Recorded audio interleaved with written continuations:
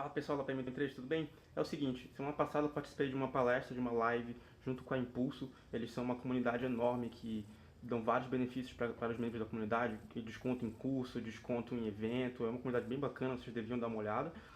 E nessa live eu falei sobre estratégia de produto eficaz. E eu trouxe vários cases, alguns até reais que eu participei, outros reais de outras empresas. E eu trouxe essa palestra aqui para colocar no canal da PM3, eu espero que todos vocês gostem. É um conteúdo que a gente vai deixar gratuito, disponível para qualquer pessoa. E se você quiser ver mais conteúdos com mais aprofundamento, com vários outros profissionais excelentes do mercado, compre o curso da PM3. Então fique agora aí com a palestra que eu dei para a galera da Impulso. Até mais!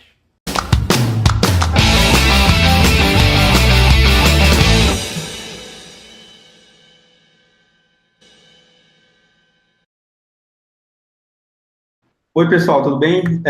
Vou passar bem rápido sobre mim aqui. Eu comecei minha carreira em produto no Easytaxi, numa época áurea, no qual nem existia Uber ainda, então foi uma revolução as pessoas pedirem táxi pelo celular. Eu cheguei a pegar uma época que o Uber entrou no Brasil e teve uma série de complicações, foi bem divertido isso também, porque eu aprendi muito sobre um grande player entrando. Depois eu montei uma startup chamada Grana, que é semelhante a um guia-bolso. Tive todos os desafios de startup, toquei ela full time por um tempo. Depois eu trabalhei no Viva Real como Product Manager em vários produtos lá, inclusive o site, que é um produto principal do Viva Real. Passei um tempo na Intuit, que é uma empresa no Vale do Silício, não sei se todos vocês conhecem, ela é um dos maiores cases naquele livro Lean Startup. Mas eu trabalhei no escritório aqui do Brasil. E hoje eu estou liderando um laboratório de inovação na Cato, que é uma empresa do grupo SIC. A SIC adquiriu a Cato recentemente e a Cato é basicamente a SIC no Brasil. E a SIC é uma empresa da Austrália, está listada na Bolsa, é uma das maiores empresas de recrutamento, da área de recrutamento e seleção do mundo. Chega a faturar o mesmo que o LinkedIn, inclusive. Só que eles são mais focados na Ásia e estão entrando agora aqui para o Ocidente. E aí, como outros projetos, eu faço parte do Google Developers Experts, então participo de alguns eventos, ajudo a comunidade ali. Eu sou fundador do Product Camp, é o maior evento de produto da América Latina. Então, ano passado, como eu estava comentando mais cedo, a gente fez um evento para quase 900 pessoas. E também sou fundador do curso de PM3. A gente tem um curso de Product Manager bem avançado, não é um curso básico nem iniciante, é um curso bem avançado, com mais de 40 horas de conteúdo. Depois eu vou deixar um link para vocês acessarem e verem se faz sentido para vocês fazerem o curso. E aí hoje eu vou falar sobre estratégia de produto eficaz, vou trazer um pouco de um mindset de como montar estratégia, vou trazer uns exemplos também de como fazer uma boa estratégia de produto. Eu separei isso em 4 pedaços, essa apresentação. Então, primeiro eu vou falar de introdução e visão do produto, depois como fazer o alinhamento, porque sem o alinhamento da empresa você não consegue implementar essa estratégia, como você cria as funcionalidades e como você planeja orientado a resultados e como você lança isso que você planejou. Acho que para começar, eu não sei se todo mundo está assistindo de produto, então existem o lema do Homem-Aranha, né? O lema do Homem-Aranha é com grandes poderes vem grandes responsabilidades. Mas a gente também tem o lema dos Product Managers, que com grandes responsabilidades vem nenhum poder. Basicamente, esse é o desafio de ser um Product Manager. Você tem muita coisa para resolver, mas você não tem 100% de autonomia, né? Muita gente tem alguns artigos um pouco mais antigos, até desatualizados, que comentam que o Product Manager é o CEO do produto, mas na verdade isso é uma grande falácia. Ele tem que convencer as pessoas, influenciar as pessoas a tomarem a decisão, a seguir a direção que ele está desejando. Com isso, eu queria trazer um ponto de vista também de que é muito claro que o software está mudando o mundo, então hoje em dia é cada vez mais barato criar um software, hoje você tem várias ferramentas que você faz um drag and drop e cria um produto. Então, criar o software, criar o produto, não é a dificuldade hoje em dia, principalmente se você validar alguma hipótese. O difícil é realmente montar a estratégia e entrar no mercado e gerar receita e criar uma empresa ou um produto que seja sustentável.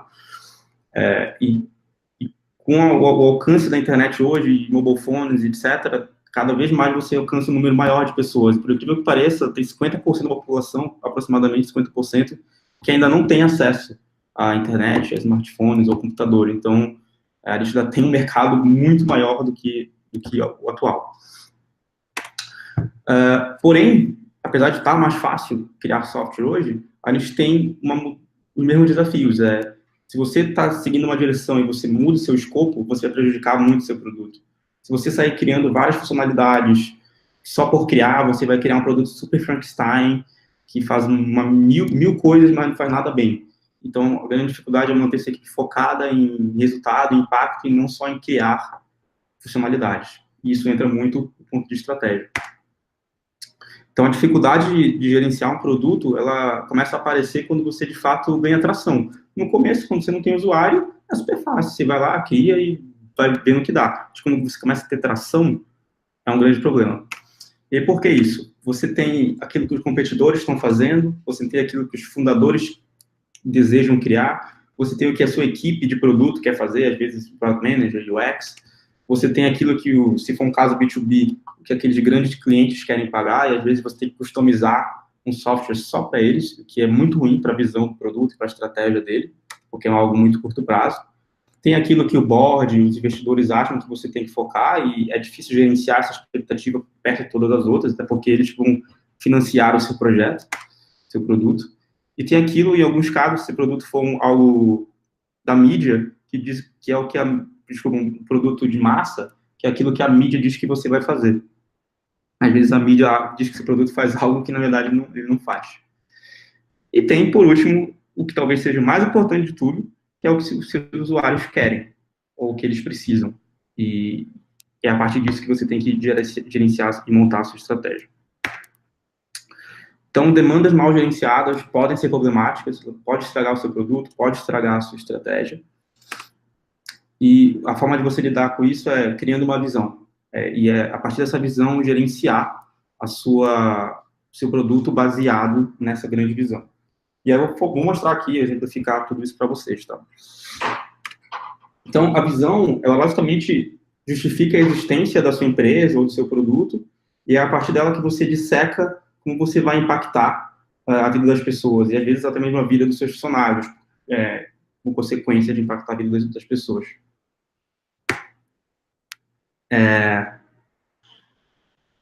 Tem uma frase que eu gosto muito, que é do Alice no País das Maravilhas, não sei se você lembra, não é nem uma frase, né? É um momento, que é: qual caminho você deve seguir? Então, tem uma hora ali da Alice está perdida, e ela pergunta pro gato: qual caminho eu devo seguir? Aí o gato fala: depende. Para onde você vai? Ela diz: eu não sei. Então o gato simplesmente fala: não importa então para onde você vai. Você não sabe, qualquer caminho serve. E isso é justamente o que acontece com muitos produtos. Você não tem uma visão clara e você vai para qualquer lugar e você não chega em lugar nenhum, porque você não tem um destino, uma visão. Em paralelo, tem uma outra análise, que é justamente o problema da falta de estratégia também, ou de alinhamento, de visão. Isso aqui é uma figura clássica de vários homens cegos que estão tocando no elefante. Mas se você vê, cada um acha que eles estão tocando em uma coisa diferente. Um acha que é uma árvore, um acha que é uma corda, um acha que é uma parede, o outro acha que é um ventilador, uma lança. Só que, na verdade, é um elefante. Só que eles só conseguem enxergar o que eles conseguem tocar. E muitas vezes esses são os seus stakeholders. Às vezes é o board de investidor, são as outras áreas, às vezes é o seu chefe. Isso tudo atrapalha a estratégia e a visão. E você, como cara de produto, tem que saber deixar claro a visão e o que é para todo mundo. E aí, eu trouxe aqui alguns exemplos de visão. A empresa A, por exemplo, é a Amazon, temos o Google, o Twitter. Eu não vou ler todas elas, mas vou trazer como exemplo o Twitter, que ele fala assim: vamos trazer como exemplo o Airbnb, que é criar um mundo onde você possa pertencer a qualquer lugar. Não sei se todos vocês sabem, mas o Airbnb, acho que há 1 ou 2 anos atrás, lançou um outro produto que complementa o produto atual de local de alugar apartamentos, alugar casas, que é o Airbnb Experiences, Airbnb Experiências. Com ele, você contrata uma pessoa local para ser o seu guia. Então, basicamente, para você se sentir ainda mais pertencente àquele lugar, o que complementa a visão deles. Então, o produto ou a estratégia da empresa tem que ser orientado a isso. Vamos ver agora o Twitter como exemplo, ser o pulso do planeta. O Twitter, além do próprio Twitter, que é muito utilizado para momentos de crise, para, às vezes, algumas guerras civis, ou algum atentado, alguma urgência, às vezes até manifestações, você consegue medir o que as pessoas estão sentindo ou fazendo naquele momento. Elas também têm O Twitter também tem um produto chamado Periscope, que você consegue acessar qualquer região do mundo e falar com alguém sobre algum assunto ao vivo. Então, em qualquer momento. Então, é básico que você consegue, inclusive, ver um mapa e sobre o que as pessoas estão falando e onde elas estão falando, como se fosse um pulso do planeta mesmo, o que também complementa a visão e a estratégia deles. E aí, fica a grande questão, beleza, eu tenho que montar essa visão, eu tenho que fazer isso, mas eu estou no comecinho do meu produto, ou então eu estou com um produto antigo e eu estou perdido em como fazer. E aí, então, eu trouxe aqui a pirâmide do Product Market Fit. A pirâmide do Product Market Fit é baseada em, primeiramente, um mercado, então você olha muito para o seu público-alvo, e você olha também para as necessidades que não são atendidas. Só assim você tenta criar um produto que atenda a algo que o público-alvo está demandando ou precisando. A partir disso, você tem a área parte do produto, certo? Que é onde vem proposta de valor, conjunto de features, a parte de UX. E, basicamente, a junção dos dois é o Product Market Fit. Só que você precisa, de alguma forma, no seu produto, entender isso muito bem e conseguir casar as coisas, não é simplesmente sair fazendo. Daí entra a visão. E qual o grande problema que eu vejo no dia a dia, e conversando com muitas pessoas da área? As equipes de produto tendem a focar só nessa parte de cima da pirâmide. Eles ficam otimizando funcionalidade, melhorando a UX, talvez, e no melhor cenário, melhorando um pouquinho a proposta de valor. Mas eles esquecem do básico, que é o mercado. Suas necessidades que não estão atendidas, que é o público-alvo que talvez esteja mudando por alguma coisa que aconteceu no mercado. Então, tudo isso é muito importante observar. E as equipes de produto têm esse grande gap que elas não olham para isso. E aí, para deixar um pouco mais ilustrado, essa parte do Product Market Fit normalmente é para produtos novos, né? Produto que você está tentando entrar e avançar no mercado. Mas é importante você sempre revisitar o Product Market Fit até para produtos maduros, porque você pode estar perdendo mercado, ou talvez você não esteja perdendo mercado, mas você tem uma deficiência tão grande de necessidades não atendidas que você está deixando mais fácil para o competidor entrar e pegar a parte que você não atende bem e destruir o seu produto. Eu vou trazer alguns exemplos disso ao longo da apresentação. E aí, só para deixar aqui mais claro, a parte de baixo da pirâmide é basicamente focada no problema, enquanto a parte de cima do produto costuma ser focada na solução. E isso é algo errado. Você tem que estar sempre pensando no problema para construir uma boa solução, para construir um bom produto. E aqui eu trouxe um exemplo. Por exemplo, pense no problema, que nesse caso, o problema era poder descrever no espaço, ou seja, em gravidade zero. O que a NASA fez? Eles investiram 1 milhão só em pesquisa para criar uma caneta que era possível escrever em gravidade zero. Me parece um grande desperdício de dinheiro. Enquanto isso, os russos fizeram um lápis, que é o suficiente para você escrever em gravidade zero, porque não é tinta, você risca e funciona. Então, muitas vezes, se você estiver focado no problema, que é simplesmente o poder de escrever, você vai achar soluções criativas e muitas vezes mais baratas do que pensar na solução, que é preciso ter uma caneta. Não, você precisa escrever, dependendo se é uma caneta ou não. Isso acontece muito com os produtos. As pessoas não pensam no problema e pensam na solução e estragam toda a estratégia. Então, basicamente, as pessoas, fazendo analogia, elas não querem uma furadeira. Elas querem fazer um furo na parede ou fazer um furo em algum móvel, alguma coisa. Então, quando você vai atrás de algum produto, você não quer o produto em si. Você quer o que o produto vai proporcionar para você. E é esse mindset que nós que fazemos produto esquecemos na hora que a gente está fazendo ele. A gente pensa na solução e não no porquê, e não no problema. Então, a mensagem que eu quero deixar aqui nessa parte é: pensem na necessidade que seu produto atende, por que ele existe, e como é que seu produto é diferente da concorrência, ou por que ele é melhor que a concorrência. Se isso não estiver claro, você até pode ser o número 1 do mercado, mas você está correndo sérios riscos do mercado engolir você em breve, com uma nova startup, um novo player entrando. E agora eu vou passar aqui para outra parte de alinhamento.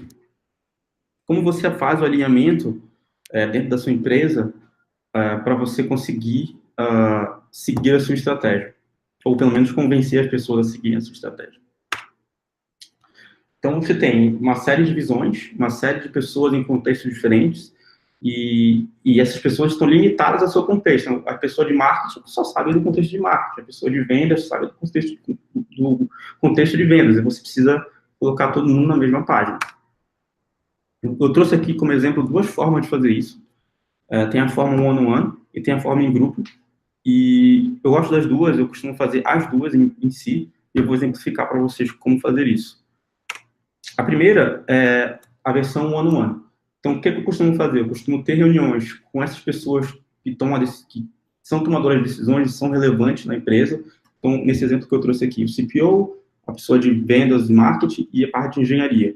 E eu tento entender qual o objetivo dessas pessoas, cada uma delas, nos próximos 3 meses, por que elas têm esses objetivos, quais são as métricas que elas usam para alcançar os objetivos. E aí eu tento também ver a realidade. O que é mais crítico para essas pessoas nesse exato momento? É ganhar market share? É conseguir bater uma meta? É ter velocidade de entrega? O que é mais crítico?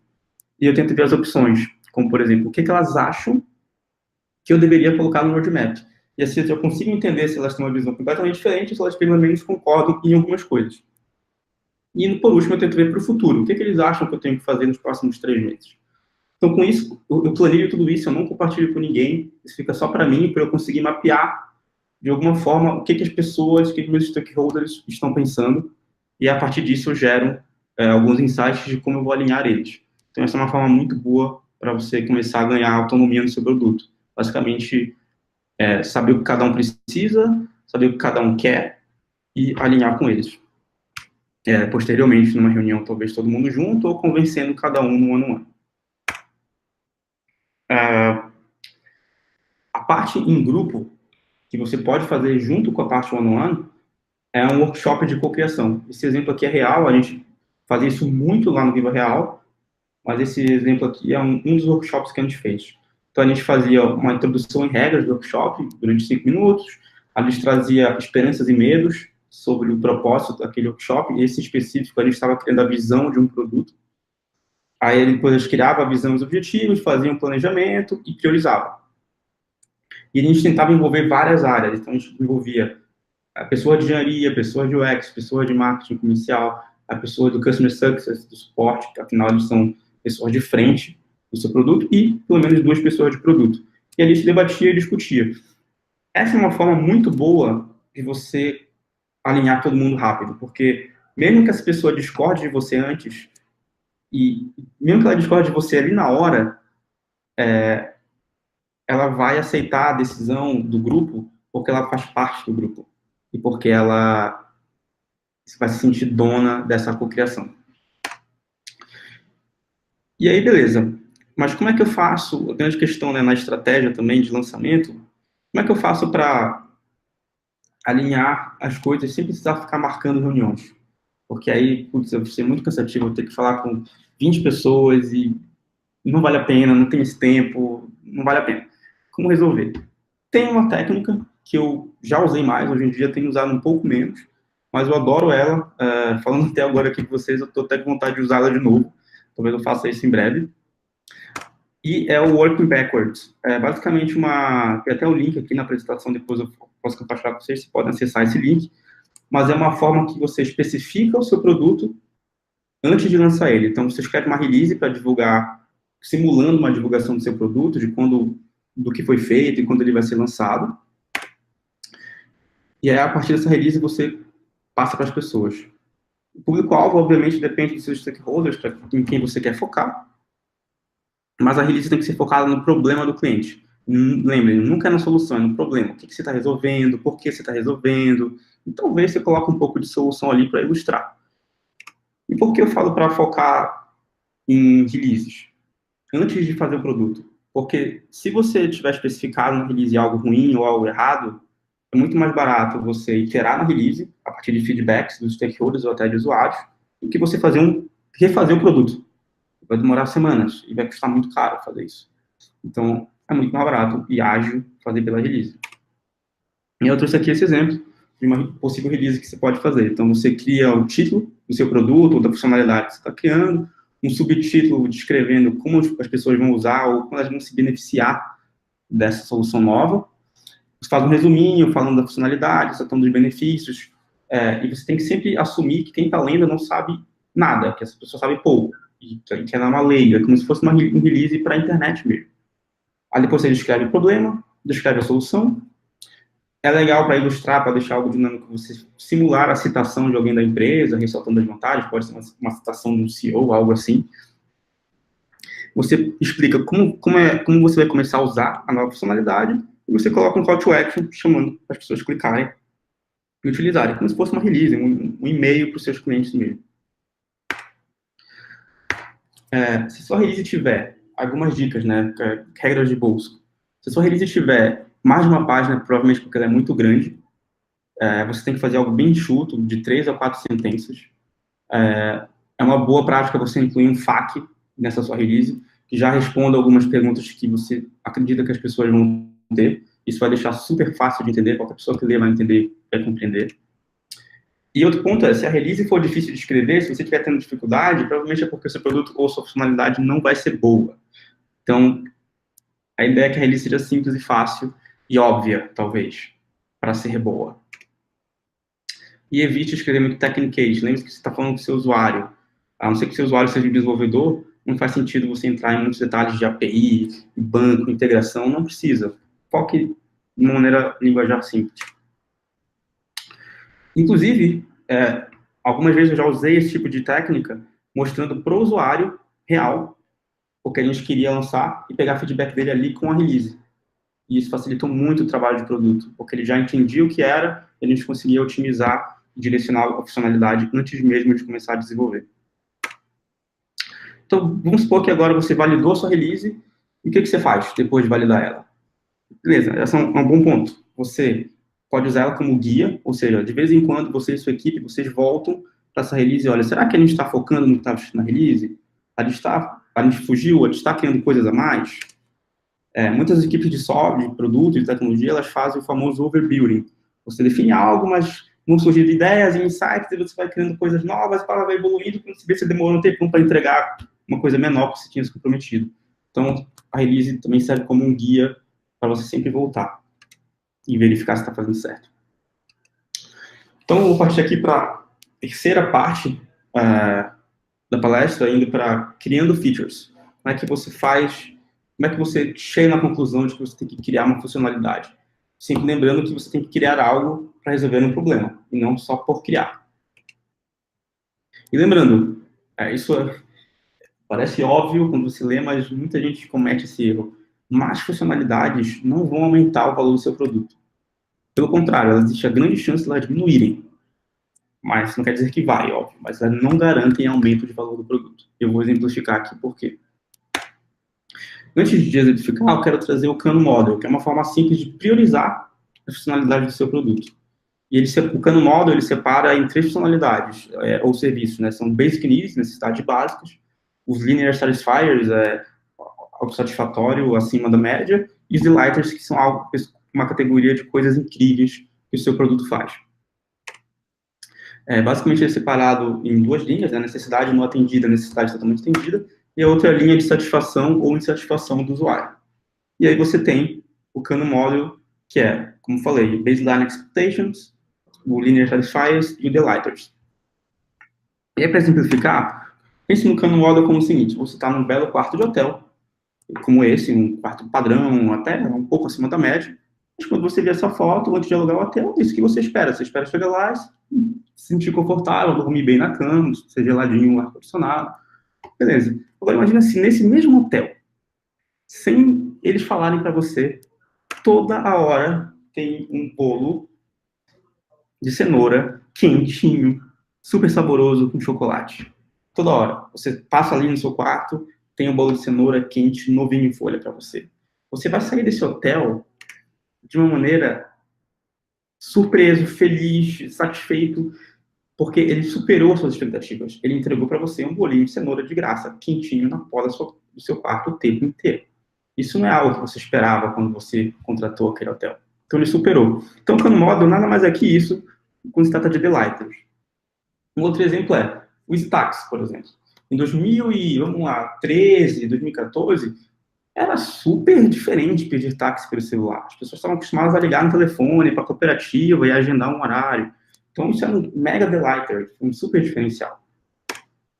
Com o tempo, veio os competidores, surgiu o 99 Táxis e vários outros competidores. Isso se tornou algo acima da média, mas já não era incrível. Começou a se tornar algo muito bom, mas foi reduzindo a expectativa das pessoas, porque começou a se tornar normal. E logo depois, se tornou o esperado. Hoje em dia, é extremamente raro você ver alguém pedir táxi pelo telefone, e então é algo já esperado você pedir táxi no celular, somente em grandes cidades como São Paulo. E aí, o que acontece com isso? Surgem outros delighters, como, por exemplo, o Uber, antigamente, né, hoje em dia não tem mais tanto, oferecia água de graça como um grande delighter, uma grande experiência fantástica comparado aos produtos anteriores. Então, eles tinham um grande diferencial. Então, com o tempo, a teoria do Kahneman Model é que, com o tempo, tudo que você cria como delighter ou linear satisfiers vão migrar para baixo do modelo com o tempo, vão se tornar coisas básicas. Algumas coisas demoram mais e outras demoram menos e se tornam básicas bem rápido. E por que eu estou falando isso? Porque na hora que você vai criar uma proposta de valor, e isso influencia muito nas personalidades, no que você vai criar no seu produto, você não tem que pensar nas coisas básicas, você não vai competir com o básico todo mundo já faz. E talvez você tenha que fazer, porque afinal é básico. Mas não é ali o seu diferencial. Você tem que ter pelo menos, você precisa ser o melhor em pelo menos um linear satisfier, e o ideal é você ter um único delighter que os outros não tenham. Se você juntar o linear satisfier com um delighter, você já tem uma combinação extremamente poderosa, você tem muita chance de conseguir product market fit ou crescer ainda mais se o produto dominar o mercado. Então, é legal você usar o Kahneman Model porque você consegue separar ele em 3 modelos.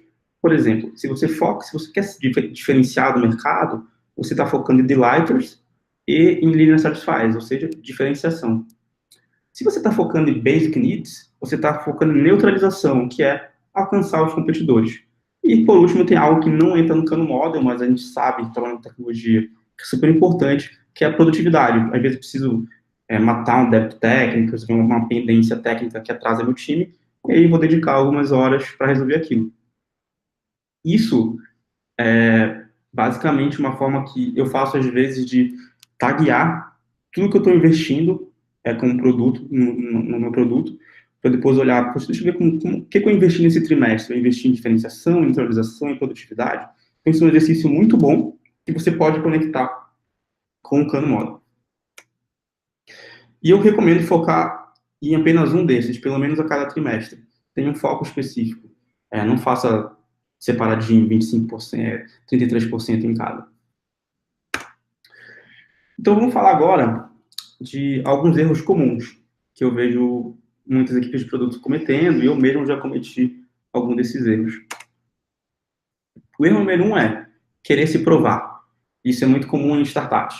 Essas startups, muitas vezes, elas querem se provar com maior quantidade de funcionalidades disponível.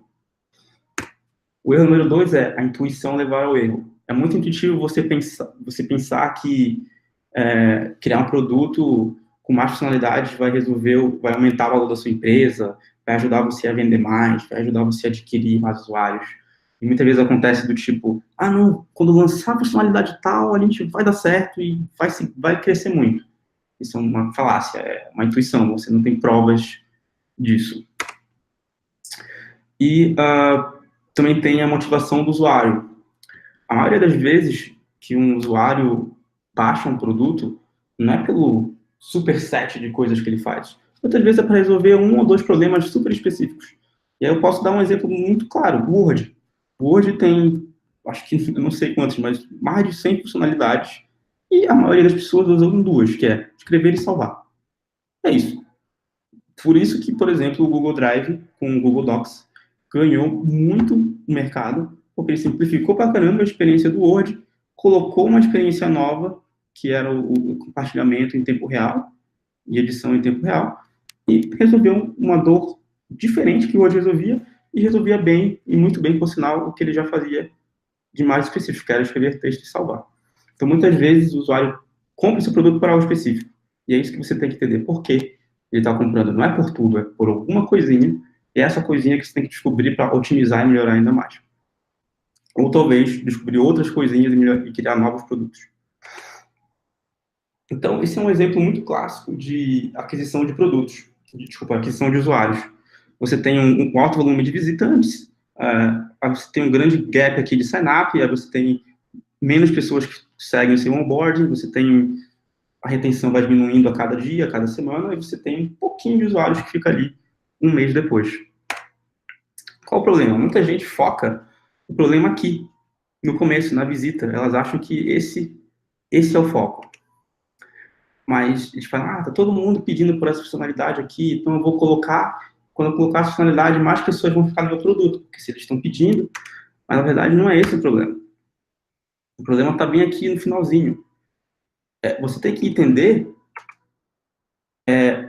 por que esses usuários não estão ficando no seu produto. E não que as pessoas estão pedindo, você tem que entender por que esses caras ficaram, por que esses caras ficaram no meu produto, o que fez eles ficarem. E aí você otimiza e melhora a experiência de por que eles ficaram. Porque aí você não tem um balde furado. Então, fazer nessas horas, você tem que identificar o que eles têm em comum. Esse pessoal que ficou, eles ficaram pelos mesmos motivos, ou eles ficaram por motivos diferentes. Então, essas dores são grandes o suficiente? Será que eu estou fazendo marketing para as pessoas corretas? Você tem que começar a questionar esses detalhes de acordo com cada produto. Então, vou dar um exemplo aqui do Zendesk. Zendesk é um produto antigo até, ele foi lançado em 2007, mas só depois de 6 anos e muito, muito teste que eles investiram para lançar o Help Center, que é uma extensão do sistema de ticket deles, né? Tem até coloquei o link para vocês verem como referência. Help Center é algo que responde várias perguntas automaticamente, você configura e responde. É algo que faz todo sentido hoje em dia, mas em 2007 não fazia sentido, eles não tinham certeza se esse era o produto que eles deveriam investir. Então, eles passaram 6 anos testando e validando essa hipótese. Um outro exemplo também é o EasyTaxi Empresas. Bem que hoje o EasyTaxi foi adquirido pelo Cabify, talvez a marca seja extinta, mas depois de um tempo o EasyTaxi percebeu que não era só um produto para passageiros comuns, mas também para empresas. E aí surgiu o EasyTaxi Empresas, que tinha parte do EasyTaxi, mas também resolvia outras dores, que era a gestão de pagamento, gestão por cento de custo, um controle de corrida de quem estava fazendo as corridas, quem não estava, qual era a área que gastava mais. Então, resolvia uma dor de uma pessoa que fazia isso tudo no Excel, fazia isso tudo manualmente. Então, foi uma extensão de um produto que não nasceu com esse propósito. Então, foi simplesmente entendendo as dores dos usuários para resolver um grande problema. Então, a lição aqui é só quando o seu produto solucionar muito bem o problema, você tem que se preocupar em expandi-lo. Então, o exemplo disso foi o EasyTaxi, com o EasyTaxi Empresas, e foi o Zendesk com o Help Center, que eles lançaram 6 anos depois. E aí, acho que um dos exemplos que eu mais gosto é da tesourinha. Quando você olha uma tesourinha de cortar unha, você fala, putz, ela é super fácil de explicar, ela é fácil de vender, eu consigo manusear ela fácil, ela faz uma grande coisa com excelência, que é cortar minhas unhas, e na hora de para criar uma tesourinha dessa, rápido, e é fácil de testar. Agora, quando você olha para um canivete suíço, ele é super difícil de explicar, é difícil de vender, é difícil a adesão, você não vê o pessoal com um canivete suíço em casa, ele não faz nada bem, eu duvido que alguém aqui tente cortar a unha com canivete suíço, talvez até dê, mas é muito complexo. E ele demora para criar, é demorado para testar, porque é cheio de coisa. Então, é até sexy dizer que você tem um canivete suíço em alguns momentos. Acho que, quer dizer, já foi, né, antigamente. Mas a tesourinha é muito melhor e mais eficiente e vende muito mais que um canivete suíço. Então, o que tem por trás disso? Tem a lei de Gall, é uma lei super antiga, eu não lembro a década ou o ano que foi feito, mas ele diz o seguinte: um sistema complexo que funciona é invariavelmente a evolução de um sistema simples que funciona. Então, ele diz que um sistema complexo projetado a partir do zero funciona, mas ele nunca funciona e não pode ser consertado. Então, você sempre tem que começar a partir de um sistema simples para depois criar um sistema complexo. Não adianta você criar um sistema complexo do começo, porque ele não vai funcionar e você não tem como corrigir ele. E muitas vezes as pessoas de produto cometem essa grande falácia que é: eu tenho aqui uma grande ideia, eu vou criar um super produtão que vai fazer tudo isso aqui de ponta a ponta, e você não consegue entregar. Ou você até entrega, mas ele não resolve problema nenhum e você só gastou dinheiro. Então, o que você tem que pensar antes de criar novas funcionalidades? Essas aqui são regras de bolso. Tudo que você for criar, você tem que passar por esse set, eu recomendo, pelo menos, passar por esse set de perguntas. Primeiro você pergunta, essa coisa que eu quero criar aqui, está dentro da minha visão? Aí depois você pergunta se vai fazer sentido em 5 anos, se vai beneficiar todos, ou pelo menos a maioria dos usuários. Você tem que ter muito bem traçado qual é o seu objetivo, é aumentar qual métrica, aumentar qual alavanca, resolver qual problema. E se for um sucesso, você vai conseguir dar suporte? Se der pau, ou se tiver uma demanda muito alta, a sua equipe, o seu sistema vai conseguir dar suporte? Vai suportar tudo? Se todas essas respostas forem positivas, eu diria que sim, você está no caminho certo para aquela funcionalidade. Caso contrário, eu não recomendaria criar. Uma outra lição aqui é sobre um produto. Vamos supor que você lançou esse produto aqui, que nesse exemplo é um gerenciamento de finanças. Então, você tem 4 funcionalidades, é um produto super simples. Você adiciona uma transação, você seleciona uma categoria, você vê o gráfico, você cria o orçamento. Ok? Está tudo sendo muito utilizado, as pessoas gostam, legal. Então, você vai pensar, ok, então eu vou lançar mais 3 funcionalidades. E aí você pensa, o pior cenário seria que essas 3 funcionalidades ninguém ia usar, mas as outras que todo mundo já usa iam manter. Mas, na verdade, esse não é o pior cenário. O pior cenário é esse. Quando você adiciona mais coisas no seu produto, você aumenta a complexidade dele, de maneira geral. Então, mais pessoas vão deixar de usar o seu produto e elas vão deixar de usar ele como um todo, porque ele vai se tornar mais complexo. Então, antes de sair criando, você também precisa medir se cada coisinha que você lançou impactou a experiência geral como um todo. E o que realmente é relevante em um produto é ser bom no que importa. Se você tem um produto e você é bom só em 2 coisas e o resto tudo porcaria, você está dando oportunidade para o mercado ir lá e criar um produto que só faz aquelas 2 coisas. Que é mais simples que o seu produto e que ele consegue se comunicar bem com o usuário e você perde mercado, porque você faz o resto tudo muito mal e deixa a experiência complexa. Você tem que ser bom no que importa e o resto você deveria descartar, a não ser que você seja muito bom também. E aí, sobre isso de ser bom no que importa. Durante muitos anos, o Facebook tinha dentro dele o Facebook Messenger. Você só conseguia acessar o Messenger tendo uma conta do Facebook, pelo site do Facebook, tudo por lá. Hoje em dia, você consegue acessar o Messenger.com separado do Facebook. E, inclusive, agora é possível você não ter conta no Facebook e acessar o Messenger. Então, ficou muito claro que para o Messenger é um outro produto, é uma outra frente. O que importa para ele é troca de mensagens, troca de arquivo. Enquanto o Facebook, o que importa para ele é troca de experiências, troca de fotos e etc. Opiniões, talvez. Então, apesar de serem produtos que estão integrados, são produtos com objetivos e propósitos diferentes e faz sentido eles terem experiências diferentes e, inclusive, estratégias diferentes também. Um outro grande exemplo é o Google Plus e o Hangouts. Eu não sei se todo mundo aqui sabe, mas o Hangouts ele era uma extensão, ele era um produto dentro do Google Plus. E eles viram rapidamente que o Hangouts era um mega produto com super potencial e desacoplaram ele do Google Plus e lançaram ele para fora. E, inclusive, o Google Plus agora está finalmente sendo desligado pelo Google.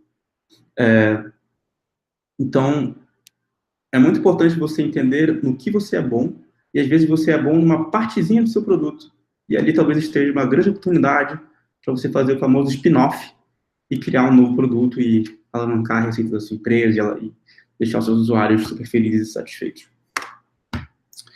E aí, para finalizar aqui esse tópico, eu queria falar a frase do Paul do Y Combinator, que ele diz que as empresas não fracassam porque elas não trabalharam 10% a mais.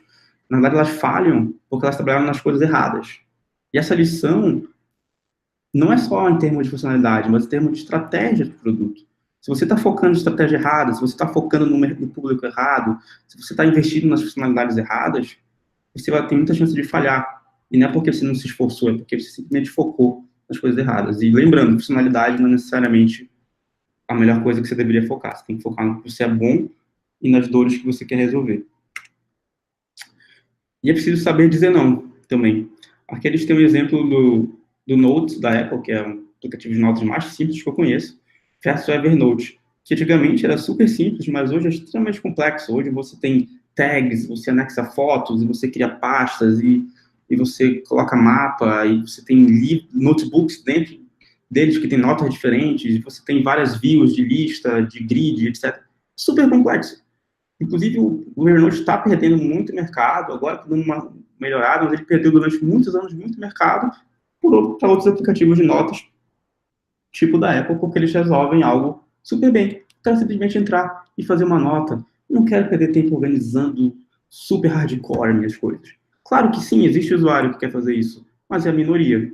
E você está segmentando o seu produto para algo muito nichado, onde só a minoria quer fazer. Então, existe uma grande diferença entre fazer um produto simples e fazer o produto ser simples. E é esse o grande diferencial de um bom produto. Então, sempre pense em celebrar o uso das suas features, o uso do seu produto, e não a entrega. Você entregar uma funcionalidade não quer dizer nada. Agora, você vê a taxa de uso do seu produto lá em cima, todo mundo usando e adorando, é isso que é sucesso. Então, na hora que você entregar algo, o seu time não vai... Não recomendo você sair, comemorar, show, pizza, é isso aí, galera, entregamos. Não. Você espera, você vê se está todo mundo usando e feliz, e aí sim vocês vão comemorar. Porque não adianta comemorar só por uma entrega de algo que não vai ter impacto, ou talvez até prejudique as métricas de negócio. E estamos chegando no final aqui, vou para a última parte, que é como você faz o planejamento orientado a resultados, e como você lança essas coisas também orientado a resultado. E eu vou trazer uns exemplos do Viva Real.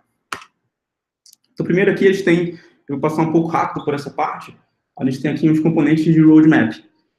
Você tem 5 componentes primários, a visão do produto, objetivos de negócio, linhas do tempo, as hipóteses que você cria, algumas observações que você pode colocar.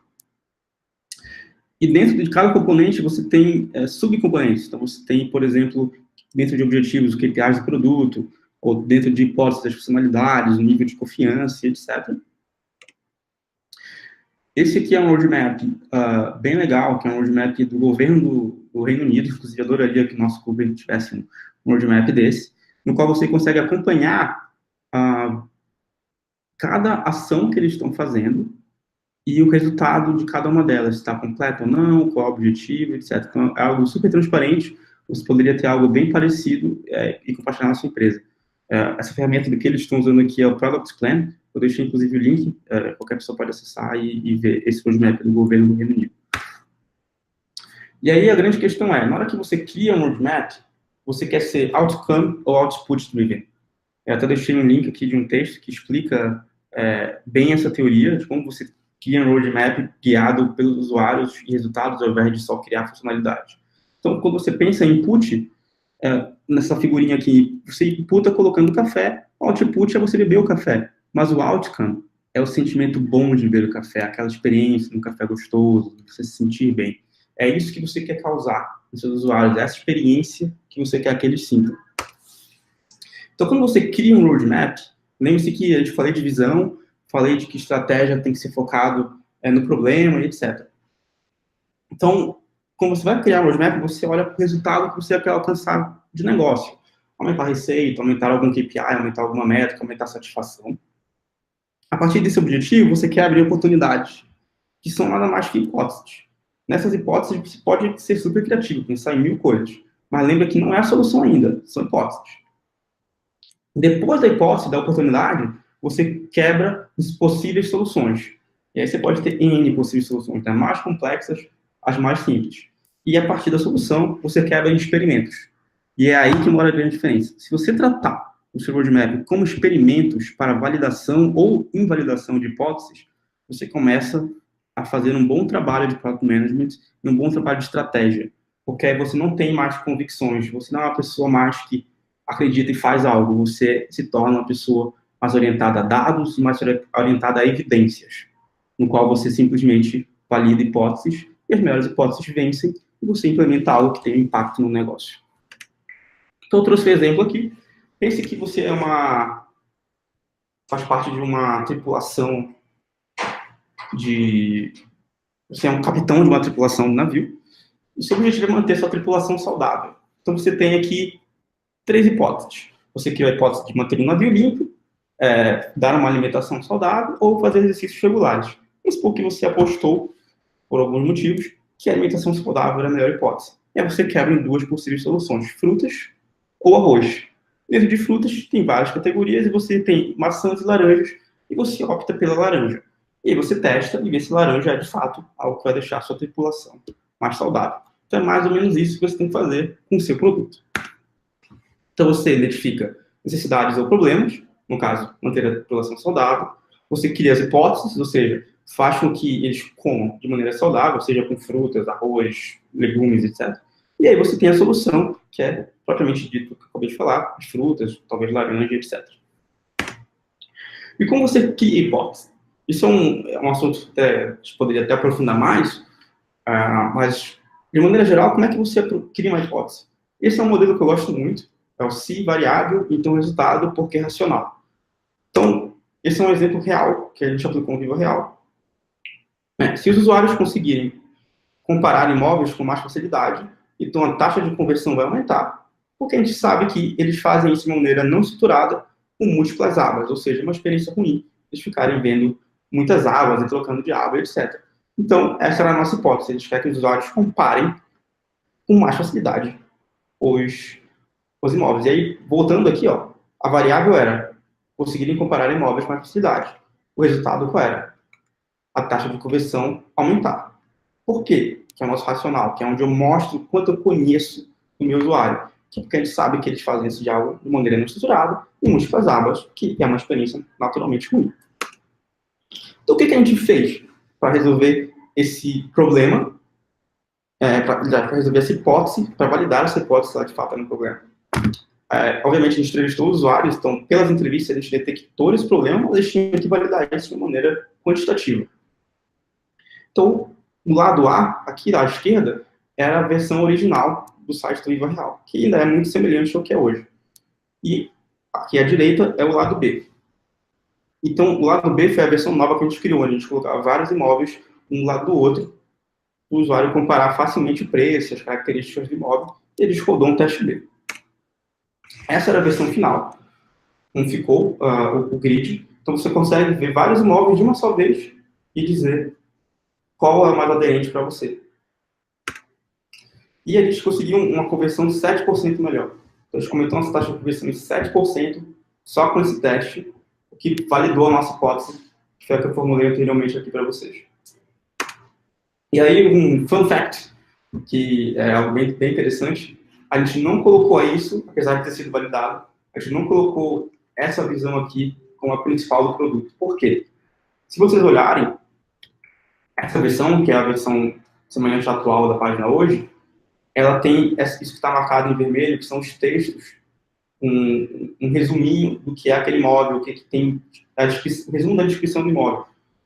O Viva Real tem um tráfego, praticamente 80% do tráfego é do Google, ou seja, visitas orgânicas. Então, palavras-chave que estão lá, o ranqueamento do Google é muito relevante, então a gente não queria perder esse ranqueamento.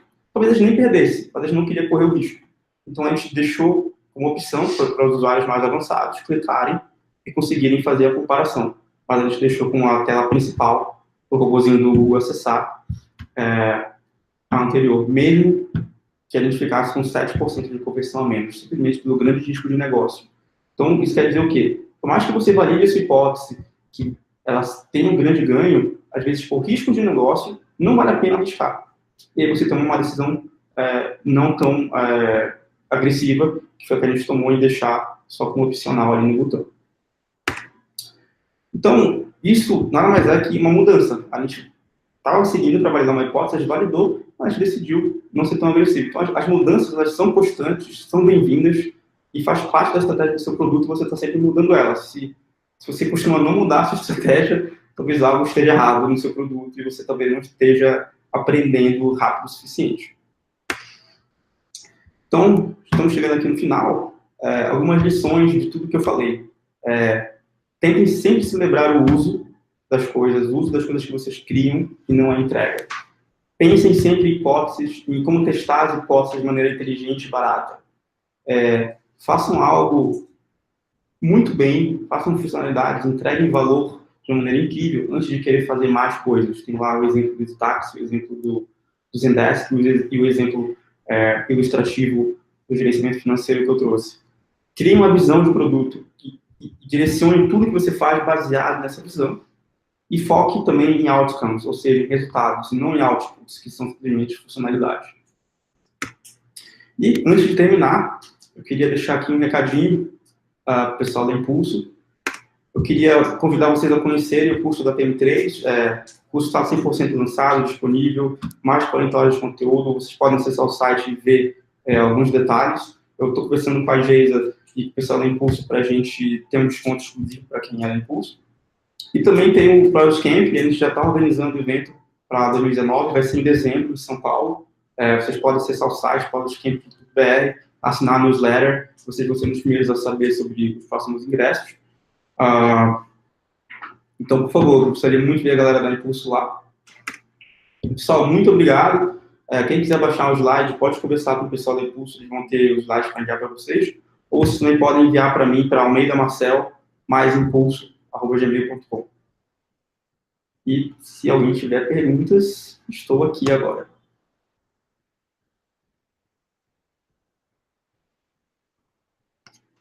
Opa! Foi bem bacana, hein? Legal. Eu gostei daquela questão da hipótese ali no final, e outras coisas mais, assim, que tu mostrou. Antes da... Vou fazer uma pergunta aqui da Raquel, depois eu faço as minhas. Tá. A Raquel está perguntando como mudar o mindset do cliente que acha que quanto mais features, melhor, e info backlog. Info backlog? Info backlog, certo.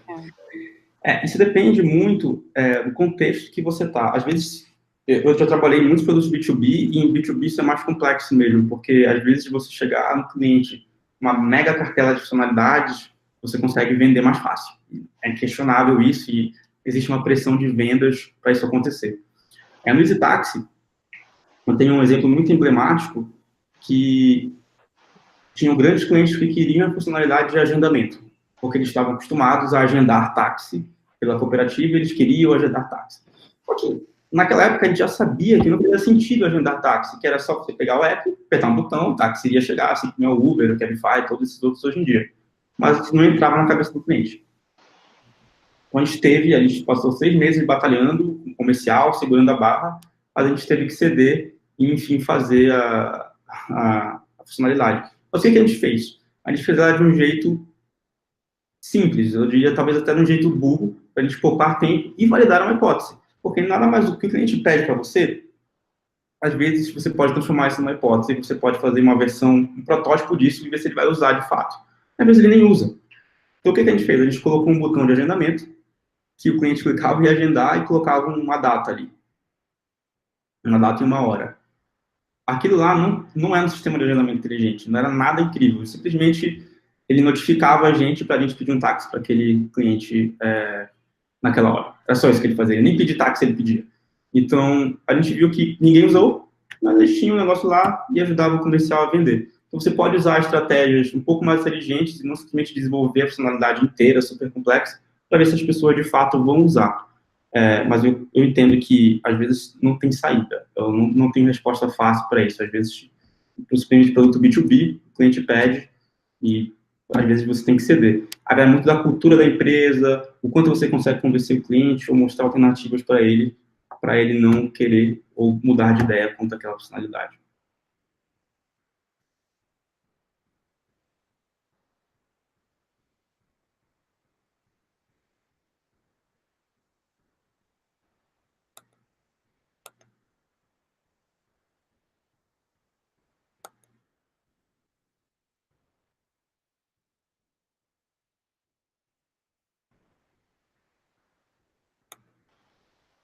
Nossa, pronto, aqui, eu consegui, meu áudio. Ah, tá. Não sei se tem mais alguma dúvida lá de alguém. Pessoal, pode mandar aí, tá? Aqui olhando. Qualquer coisa também, podem mandar por e-mail ou pelo LinkedIn, enfim. Eu sempre estou disponível para responder as dúvidas também. Sim. Eu sei que vai ter gente que vai assistir fora da live, então super disponível para responder depois. Isso é. esse exemplo, né, dos produtos da Google, acho que é sempre case, né, de polêmicas, porque, nossa, às vezes eu fico pensando, né, porque eu acompanho algumas empresas, por exemplo, a Amazon, que não cria nada novo, por mais simples que seja, até um título no e-mail marketing, sem fazer pesquisa. E tudo com base em dados, né? E aí você fica pensando, a Google, que é uma gigante do mercado, será que estratégia, né, que eles usam? É só soltar mesmo as loucuras que os desenvolvedores vão jogando, sem fazer pesquisa? É, eu sei que o Google e a Amazon têm uma cultura muito forte de experimentação. Muitas vezes vem a pesquisa antes de dados do mercado, etc., mas não vem a solução. Vem só, olha, tem uma oportunidade em tal lugar. O que a gente vai fazer? E aí rola uma grande cultura de experimentação, que é muito pautado no que eu trouxe, da criação de hipóteses, e a gente simplesmente, a gente não, né, o pessoal lá do Google e da Amazon simplesmente vão criando protótipos e validando com pessoas. Às vezes fazem focus group, às vezes lançam pedaços de software para uma parte dos usuários. Existe no Gmail uma funcionalidade chamada Labs. Se você for falar em opções no Gmail, tem um negócio chamado Labs. Lá nesse Labs, você consegue habilitar funcionalidades betas, só algumas pessoas têm acesso. Ou seja, muitas funcionalidades que são hoje padrão do Gmail surgiram nesse Labs, porque alguém colocou lá, alguém teve a ideia e foi validando com os usuários, e iterando e criando.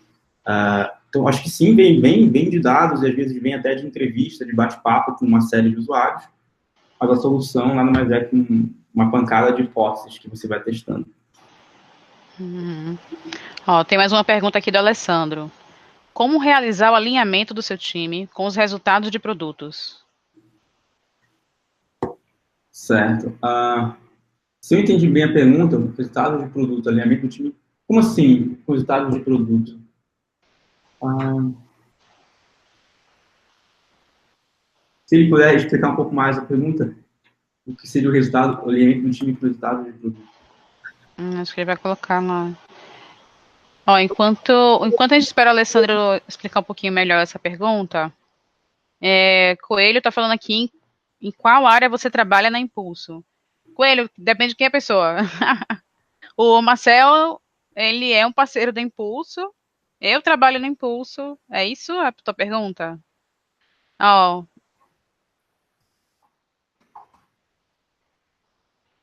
bom, Coelho, se for isso, tá respondido. É. Se for, Alessandro. se for eu sou parceiro da Impulso, trabalho na Cato, no laboratório de inovação da Cato.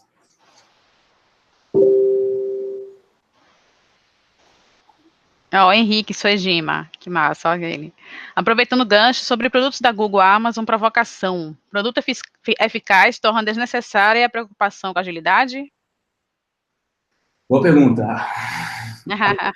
Olha, é uma opinião pessoal essa, não é pautado em estudos nem nada, é até um pouco vai contra todo estudo de agilidade, mas eu acho que sim.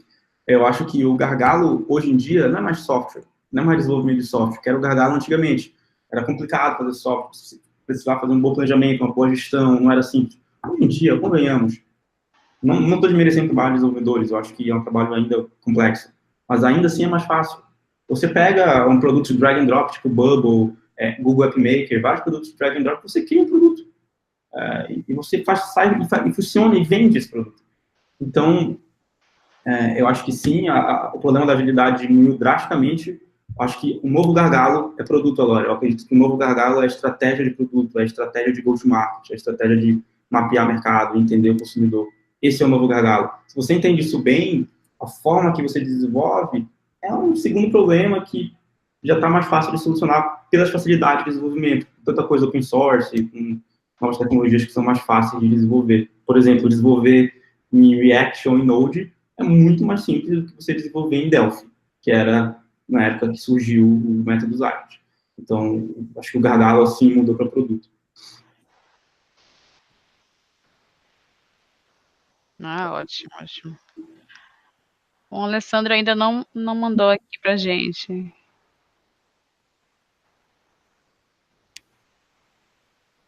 Ele estava pensando. Ó, enquanto a gente espera um pouquinho o Alessandro. Uhum.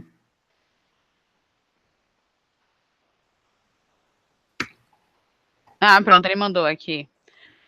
Como fazer para não perder, não, para perder, como fazer para perdermos esta cultura de comemorar as entregas? Ah, ok. As entregas. Entendi. É complexo. É complexo, porque as empresas já têm a cultura, né? Inclusive, algumas têm o famoso Demo Day, que você vai lá e mostra que você entregou e tudo. É complexo. Eu acho que um bom passo é você começar com cerimônias para isso. Então, por mais que o seu time celebre a entrega, marca uma outra cerimônia para celebrar o uso ou o sucesso. Passa um mês da entrega e você, galera, temos a meta, ou fomos além da expectativa, marca uma cerimônia, uma chopada, uma pizza ou uma apresentação para a empresa inteira e faz disso isso virar uma cerimônia. Então, você tem que ser o exemplo e mostrar como você deve celebrar. E sempre cutuca, né? Acho que no final vale falar, pessoal, a gente celebrou, mas a gente não sabia ainda o resultado. Agora sim a gente sabe, então agora sim a gente vai celebrar ainda mais. Tá aqui o resultado que a gente queria entregar. Então acho que você vai mudar com o tempo e com exemplos, colocando em prática. Uhum. Tá, deixa eu ver se tem mais perguntas. Acho que foi. Não, o Sedima tá lá comentando, né, que ele vai atuar a partir de segunda como Agile Coach. Ah, legal. Primeira vez. Mas defendo que meu sucesso é tornar-me descartável. Concordo, plenamente. Inclusive, uma carreira que está surgindo agora, que é o Discovery Coach, que é o cara que ajuda os times de produto a usarem as melhores práticas de entender dos usuários, de mapear mercado, de ver oportunidades e necessidades não atendidas. Talvez isso seja o futuro da Agile Coach, não sei, estou jogando aqui no ar um questionamento. Não acho que a Agile Coach vai morrer, não acho que a metodologia vai morrer, eu só acho que o gargalo hoje está em outro lugar, está em produto e em estratégia, não mais tanto em metodologia. Mas cada empresa é um contexto. Enfim, podem ser empresas que precisam ainda de implementação da cultura ágil, talvez a empresa esteja precisando de transformação. Enfim, de qualquer forma, eu desejo boa sorte no novo desafio e eu espero, sim, que você se torne descartável em breve. Isso vai ser um sucesso. Ah, é bem bacana. A gente está chegando no final já, pessoal. Agradecer aqui ao Marcel. Muito obrigada, Marcel, novamente. E, pessoal, quem tiver mais dúvidas, você pode passar esse slide com seus contatos de novo, por favor? Claro, vamos colocar aqui.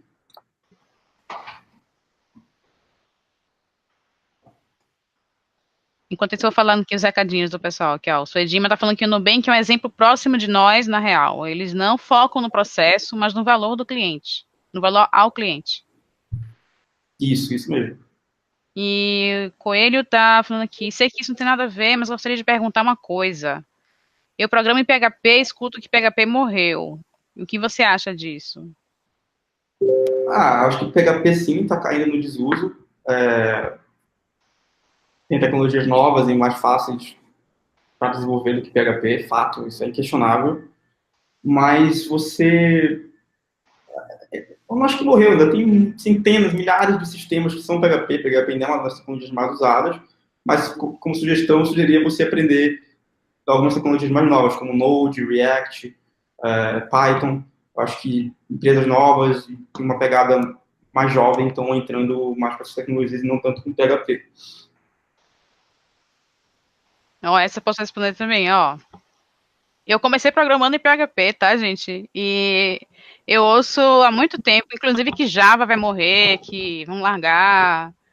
Enfim, inclusive tem empresas que usam COBOL ainda, sabe? Então, Sim. eu acho essa coisa de que uma linguagem vai morrer, ou então que alguma coisa vai cair, enfim, cai em desuso, ou reduz, né, a quantidade de empresas que utilizam. Já quanto ao PHP, eu acho que não, tá se renovando. Hoje quem está usando Laravel pode ter visto as mudanças. WordPress, inclusive, acho que não vai deixar o PHP morrer tão cedo. Tem várias coisas aí na web, inclusive, que ainda usa PHP, então eu acho bem difícil que ele morra.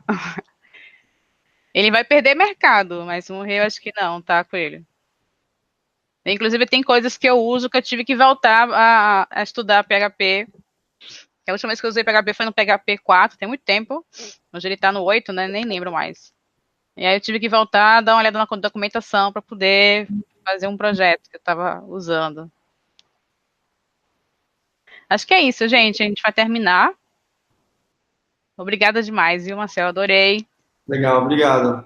As perguntas também foram boas, gente. Valeu. Amanhã, gente, vamos ter um meetup sobre grana com o. Esqueci o nome dele agora. É da Warren. Nesse mesmo bate-canal e horário, 8 horas da noite.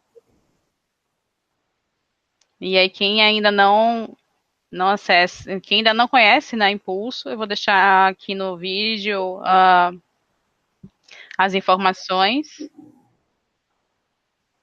Peraí, que tem mais uma polêmica. O do Alessandro, novamente, uma polêmica. Gostaria da opinião do Marcel. Qual a diferença? Legal, realmente, eu também tenho dúvidas nisso. Qual a diferença entre PM e PO? Product Manager e Product Owner. Legal. Essa é uma pergunta que acontece bastante. Basicamente, o Product Manager ele é um cara mais estratégico, ele é uma pessoa que faz mais o trabalho que eu trouxe para vocês aqui na apresentação, enquanto o PO é um cara mais do dia a dia, é um cara que está mais próximo do time de desenvolvimento, é alguém que está mais próximo da entrega das funcionalidades, não tanto na estratégia. Resumidamente, essa é a diferença entre os dois. O Product Manager é um cargo mais autonomia de estratégia. Eu não vou lembrar agora, não botei o link aqui agora, mas tem um artigo do Joaquim Torres, do Joca, que ele exemplifica isso, em algum lugar, não sei se está no vídeo dele, e no curso da PM3 a gente também passa por esse assunto e deixa muito claro, através de até algumas imagens, qual a diferença dos dois. É isso, pessoal. A gente vai deixar o vídeo aí gravado, então, para quem chegou mais tarde, vai poder acompanhar o início do Meetup com o Marcel. E vejo vocês lá no canal do Impulso, no Rocket Chat. Ok? É Obrigado, isso. pessoal. Obrigada, Marcel. Obrigado. Tchau, tchau.